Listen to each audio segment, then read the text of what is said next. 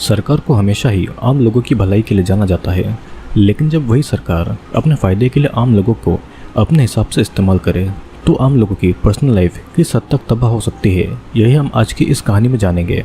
Warning, welcome to Horrorland. अगर आप पहली बार इस चैनल पर आए हैं तो चैनल को सब्सक्राइब करके ज़रूर जाना। मूवी की कहानी शुरू होती है जून और उसके पति और उसकी बेटी से, जो कि अपनी कार से शहर से भाग रहे थे, लेकिन रास्ते में उनकी कार का एक्सीडेंट हो जाता है और जून का पति जून और उसकी बेटी को सही रास्ता दिखाता है और उनको अकेले ही आगे बढ़ने को कहता है और साथ ही में वो ये भी कहता है कि वो जल्दी उनके पीछे पीछे आ जाएगा। जून अपनी बेटी को लेकर उसी रास्ते से आगे बढ़ती है, लेकिन कुछ ही देर में जून को एक गनशॉट की आवाज़ सुनाई देती है, मतलब कि उसके पति को मार दिया गया था और जून अपनी बेटी के साथ में जंगल में एक जगह पर छुप जाती है। लेकिन वहाँ की आर्मी आकर जून से उसकी बेटी को छीन कर ले जाती है और जून को भी बेहोश करके कहीं दूसरी जगह पर ले जाया जाता है। अब कुछ दिन के बाद हम जून को देख पाते हैं, जो कि लाल कपड़े पहने एक अमीर आदमी फ्रेड के घर पर मेड बनी हुई थी। लेकिन जून का काम घर का काम करना नहीं था, उसको किसी और वजह से यहाँ पर लाया गया था और ये बात मैं आपको आगे बताने वाला हूँ। फ्रेड की वाइफ सेरेना भी जून से कुछ सवाल पूछती है और उसे ये बता देती है कि अगर जून ने कोई भी गलती की तो उसे अथॉरिटीज़ के हवाले करके उसकी जगह पर किसी और मेड को रखा जाएगा। जून की भी वहाँ पर एक दोस्त बन जाती है, उसका नाम ग्लेनोवा था। लेकिन वे लोग ज़्यादा बात भी नहीं करते थे क्योंकि हर तरफ से अथॉरिटीज़ उन पर नज़र रखती थी। वहाँ पर काम करने वाला एक लड़का जून से बात करना चाहता था, लेकिन काम के अलावा और कोई बात वहाँ पर नहीं अलाउड थी। अब मार्केट जाते समय वे दोनों एक गर्ल स्कूल से गुजरते हैं। जून वहाँ पर इसी उम्मीद से देखती है कि वहाँ पर कहीं पर उसे उसकी बेटी नज़र आ जाए। अब ग्लेनोवा जून को वहाँ से ले जाती है क्योंकि इस तरह से खड़े रहना उनके लिए खतरा हो सकता है। वे घर लौट रहे थे और वे दोनों एक ऐसे रास्ते से जाते हैं जहाँ पर सरकार के खिलाफ बोलने वाले लोगों को सजा दी जाती थी। वहाँ पर वे दोनों देखते हैं कि एक डॉक्टर जो कि प्रेग्नेंट वुमन की मदद करता था, एक प्रीस्ट और रिलीजन पर बिलीव नहीं रखने वाले आदमी को सड़क पर ही फांसी पर लटकाया गया था और उनकी डेड बॉडीज सड़क पर ही सड़ चुकी थी। कुछ समय के बाद में जून को मेड्स के इंस्टीट्यूशन ले जाया जाता है, जहाँ पर मेड्स को सरकार के हिसाब से ढाला जाता है और देश में केमिकल चेंजेस की वजह से वहाँ की वुमेन्स एक या दो ही बेबी पैदा कर सकती थी। अथॉरिटीज़ की वाइफ अब बेबी पैदा करने की हालत में नहीं थी, तो उनकी जगह जून जैसे वुमेन्स को ही दूसरे अमीर फैमिलीज़ के लिए बेबी पैदा करना होता था और वही बेबीज़ फ्यूचर में देश को आगे बढ़ाएंगे और इसके लिए उनको अमीर मर्दों के साथ में इंटीमेट होना पड़ेगा और उनको बच्चा पैदा करना पड़ेगा।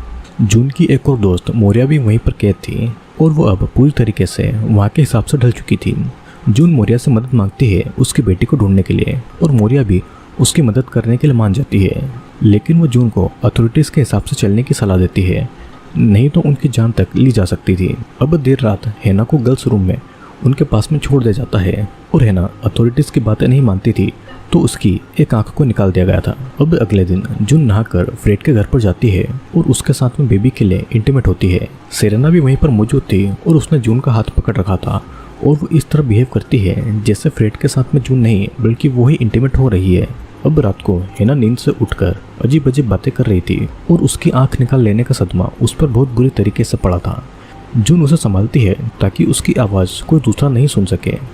अब अगले दिन मेड को बुलाकर अथॉरिटीज़ एक मीटिंग को ऑर्गेनाइज करती है, जहाँ पर मोरिया को पकड़ लिया जाता है क्योंकि उसने वहाँ से भागने की कोशिश की थी और एक आदमी को भी पकड़ लिया गया था क्योंकि उसने एक मेड के साथ में सेक्सुअल रिलेशनशिप रखा था, जिसके बाद में उस मेड का बेबी मर गया था। उस आदमी को उन मेड को सौंपकर ये कहा जाता है कि वही लोग उनके हिसाब से उसे सजा दें।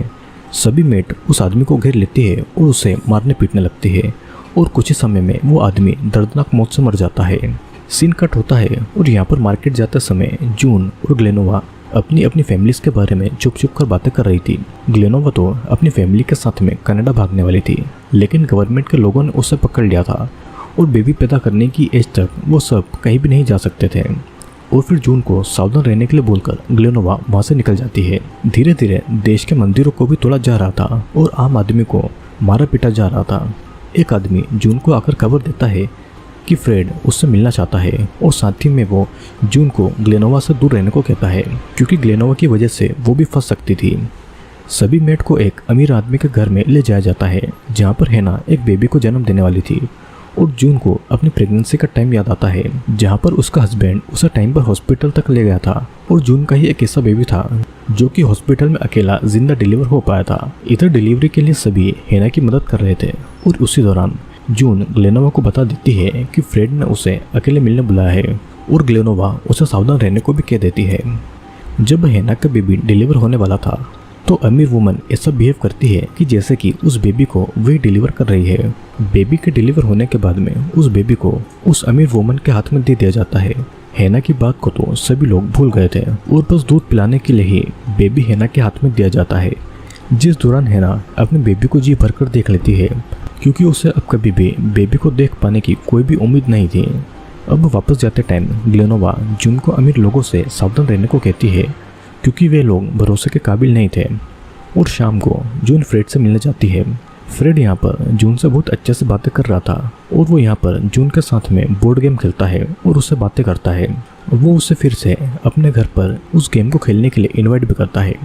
अगले दिन जब ग्लेनोवा के साथ में जून मार्केट जाने के लिए निकलती है वो ये नोटिस करती है कि ग्लेनोवा की जगह पर किसी और को इस काम के लिए रखा गया है। मतलब कि ग्लेनोवा को किसी बात के लिए सजा मिली थी जिस वजह से उसे गायब कर दिया गया था।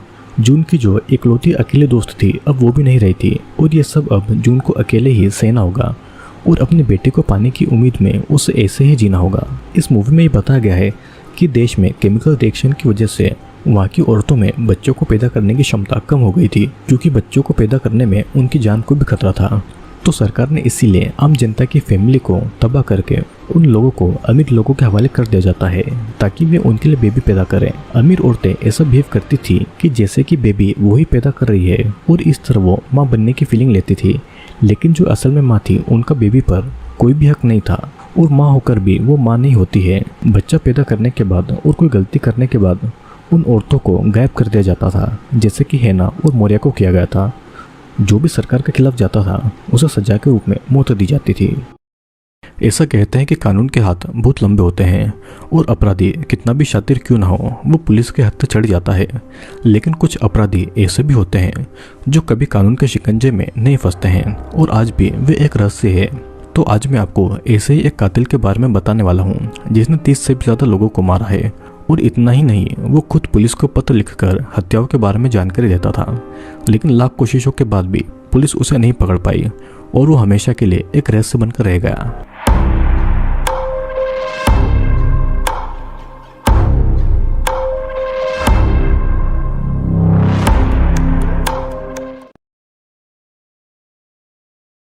तो दोस्तों आई होप वीडियो आपको पसंद आएगा। वीडियो पसंद आया हो तो चैनल को लाइक और शेयर और सब्सक्राइब जरूर करें क्योंकि मैं जल्दी ही आपके लिए एक और इंटरेस्टिंग वीडियो लेकर आने वाला हूँ।